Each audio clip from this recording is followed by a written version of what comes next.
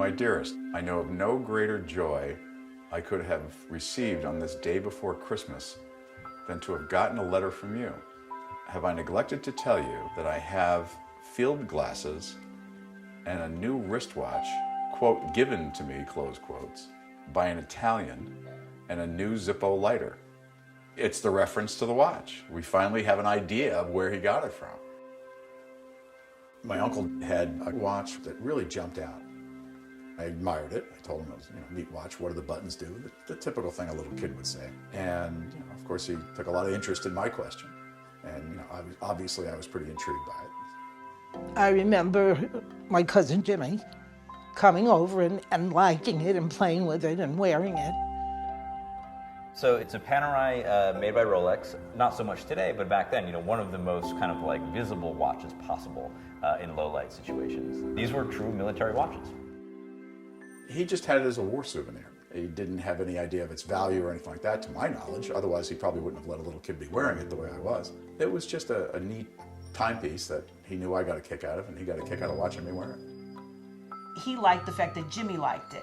And that's why, when came time to give it away, we knew Jimmy would have really appreciated it because he was always, Right. mentioning the watch, the famous watch. So it was natural that it went to Yes. him.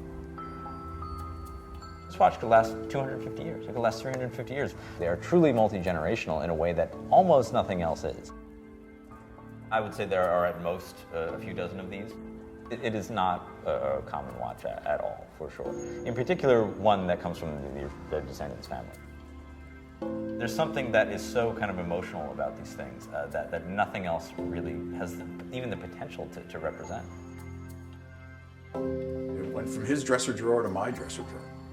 And it stayed there for another 30 some odd years. And so the connection became my Uncle Ben, me, and this outrageous watch. Our father wasn't there a lot during the week, but when he was there totally for us. He had a good sense of humor. He was a tease. He was always a lot of fun. He was one of those larger-than-life kind of characters. He was really just a lot of personality and a genuine nice guy. He was working as a private practice attorney in my younger days, but I do know right out of law school, he was hired by Navy Intelligence as a staff lawyer in their offices downtown Manhattan. We knew that he was in intelligence, but other than that, we really didn't know. He didn't talk about it. The little I knew about his war experience was a story my father always told. He did not go to Europe until much later in the war. His first experience was in New York. He told the members of his family if they ever ran into him on the street to never approach him. He would approach them if it was safe to do so. And they knew, of course, that he worked in Navy Intelligence. So there was a reason he was telling them. And nobody asked the questions and nobody got any answers. He spent a great deal of time in Italy. I think they tapped his fluency in the language. He was able to speak all the dialects. And I think that was something that was to his advantage, because no matter where he went in Italy, he could blend into the local culture. But other than that, he never spoke about it. A lot of these guys didn't talk about this stuff, not so much because they didn't want to, but they really couldn't. They were involved, they witnessed, took part in, possibly, in horrendous situations. This is war. The Navy was a part of his life Right. for his entire life up until he died. So I think the Navy always was first in his heart. He was overseas a long time, and although I don't know how much actual combat he witnessed, he was involved in all this other intelligence stuff that was really very crucial.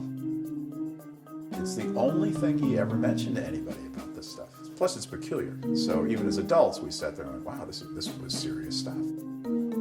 Well, after I saw the watch and I started to dig into where that watch came from, all this started to unfold.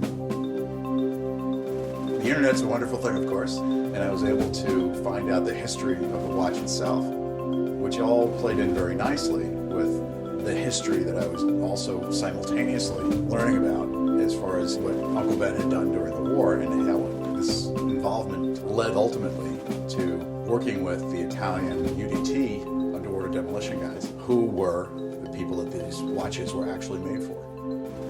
Watches were an integral part of all military action, always. So this is clearly designed to serve a purpose, and that is make it easy to read and make it durable. And it is, at the core of it, a tool. So there are countless stories of watches being involved with kind of like, larger than life missions and kind of objectives.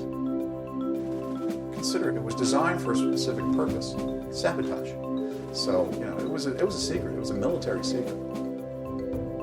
I think I was most surprised that we didn't know it. I think his story is very typical of a lot of people's stories. He did some amazing things. He was an amazing individual, and nobody knew anything about it, even his own family. I think that's important for people to know and to remember.